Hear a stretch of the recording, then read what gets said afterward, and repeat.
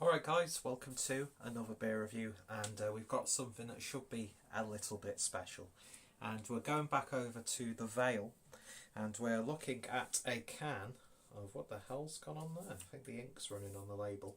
We're going back over to the Vale, and we're having a look at a can of the Dissect Me. There we go, let's try and get some good lighting on this. Just bear with me 1 second. I never have good lighting in these videos, so I don't know why it should be an issue. But yeah, the Vale. Fantastic stuff.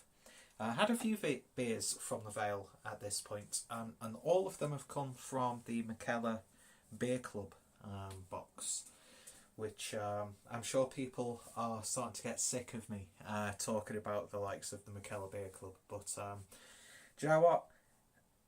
I've kept on with the subscription because the beers have been really consistent, and what more can you ask for?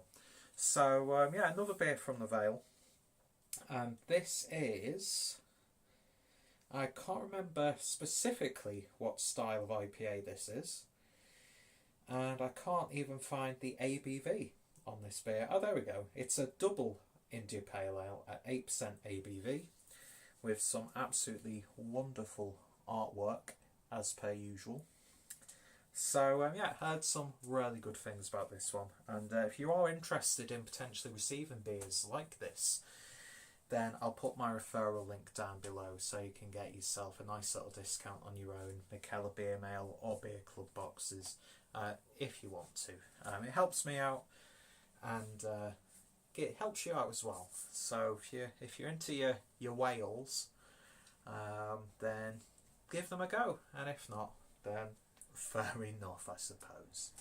But yeah, so I'm really in the mood for this. I'm having a bit of a resurgence of interest in the hazy IPAs. Got a little bit burnt out, not gonna lie, since every brewer is making those, although the focus is now on brute IPAs, which don't really appeal to me. So I've been having loads of sort of like really resiny, oily West Coast style IPAs recently, and I've been really enjoying them. But now I'm in the mood for some juice, so we're going to have some juice. You have to say juice like that, by the way, when you're a beer reviewer. Juice. But no, you don't, because it's fucking annoying. But anyway, let's stop waffling and get on with the quabbling. I don't know. I fucking annoy myself so much sometimes in these reviews. But using my Cloudwater glass for this one. And, well, it's what you expect from a beer and brewery like this. So, there we are. Just enough room to put my nose in and probably dunk my nose directly into the centre of the beer. But yeah, look at that. Absolutely gorgeous to behold. A real nice sort of vibrancy to it. It reminds me of like peaches and cream. Very turbid. It's got that ever so slight chicken stock look to it. Looks a bit more luminous on camera, a bit more on the like fruit juice side of things. But yeah, that is just looking chewy, dense and gooey and just absolutely wonderful. And the beer poured with about 1 finger's worth of a white head. So it looks really damn good. Just look at that. Fantastic stuff. Do we have a canned on date? Let's see. The 4th, I'm guessing obviously because they're an American brewery. I was going to say the 9th of April. But no, so that's the 4th of September 2018. So just over a month on this one. But my experience actually with it, more specifically the American juice bombs, is it's actually good to wait a while before you drink them so you don't get like abused by hop burn. Although sometimes that can be quite nice, but yeah, just look at that. Yeah. I've got a sneaky suspicion that this is going to taste really nice. So, biases aside, let's give it a sniff. Loads of citrus on this one. I'm getting like a big Cascade and Citra vibe with this. I could be completely off the mark.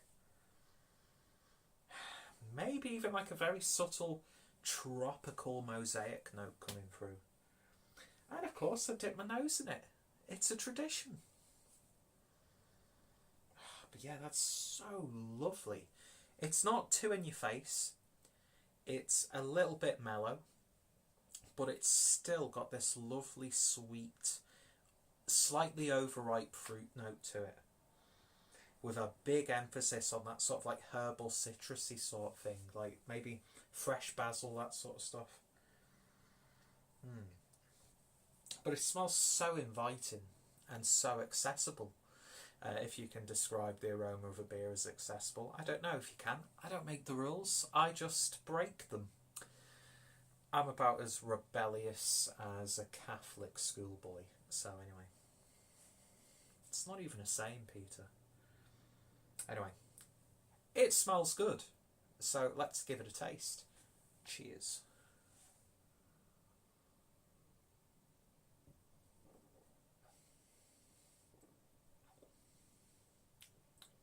Ooh.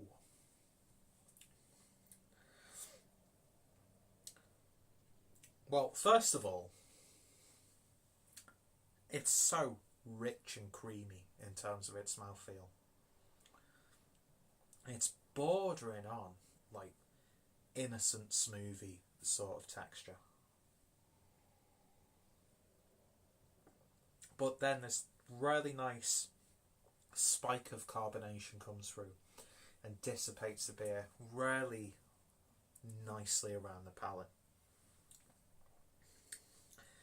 It's got this ever so slight passion fruit or gooseberry vibe to it. There's like this little tartness about it, which works really well with those like fruity hop flavours.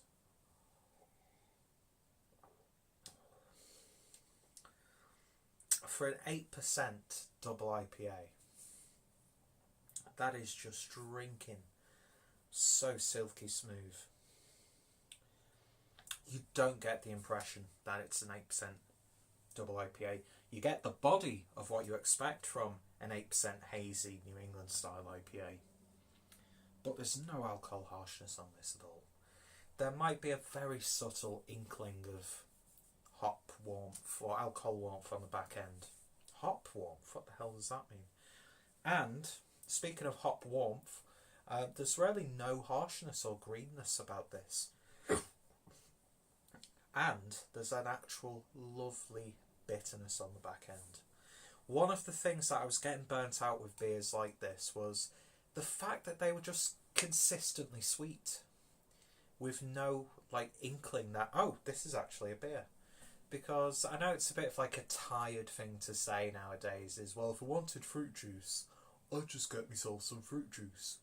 That's all well and good, but fruit juice can be extremely sweet sometimes.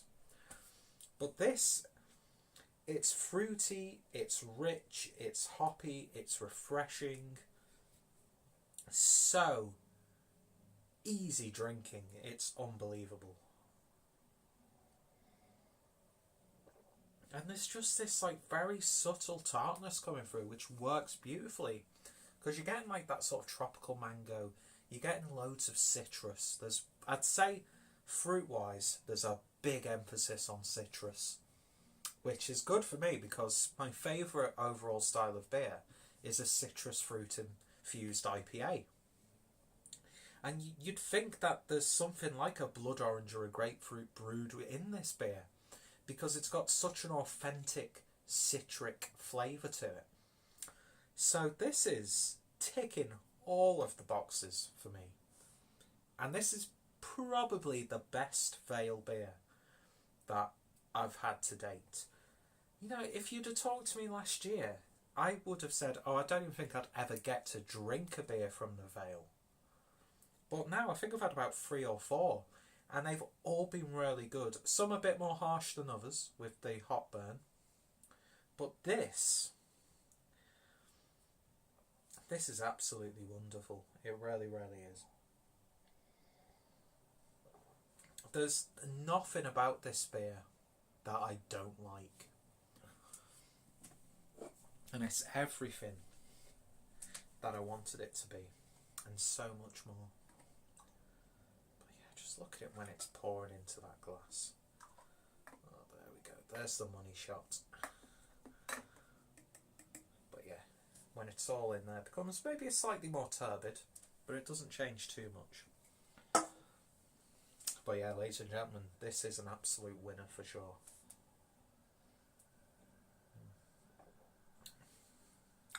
I think there's a real art to beers like this when you can make them gentle. Do you know what I mean? I mean, it's a double IPA. It shouldn't really be gentle, I suppose. But this one of those beers where you could probably get way too carried away. It's going to be an expensive way to get carried away, especially if you're living outside the US, but this one is beers where I'm like, oh, I wish I had like 2 more cans to enjoy tonight. But yeah, it's drinking these beers again that's really revitalising my interest in this specific sub-style. Because as I said earlier, getting slightly burnt out. You get a lot of duds within the like standout ones, but this is definitely one of the standout ones. And actually, it's probably one of the best beers that I've had this year. And I've had some really good beers this past few weeks, which are going to be potentially in that golden pints for this year. And even though I've been burnt out by this style, I think most of my favourite beers from this year have been hazy, pale ales, IPAs, that sort of thing.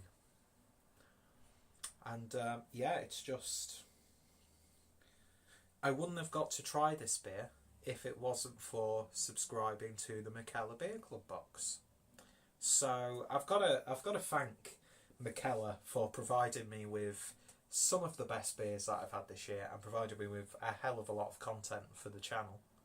But yeah, this is definitely worth seeking out if you can get those trades sorted. If you're having a trip, because where are these based? Aren't these based in New York? No, these are based in VA. I can never remember where VA is. It's not Vancouver, because that's Canada. Oh, Virginia. Is it Virginia? I'm not too sure. You'd think with the company that I work for, where we have a big American customer base, I'd be much more geographically aware of states in America. But yeah, either way, if you see this or get any opportunity to try it, do your best to do so, because that's an absolute knockout. So it's safe to say, children, that it's a 10 out of 10 from me, from Uncle Clueless. And do not carry on with that joke, Peter, because you could get yourself into some really murky water.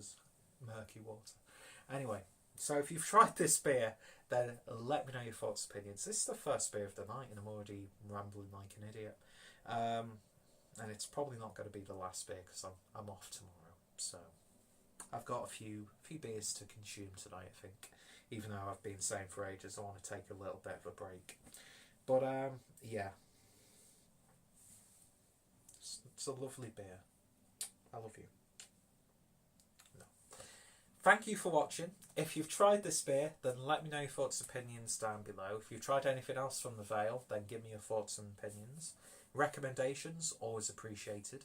I do have a nice little Vale playlist brewing, so check out some of my previous reviews.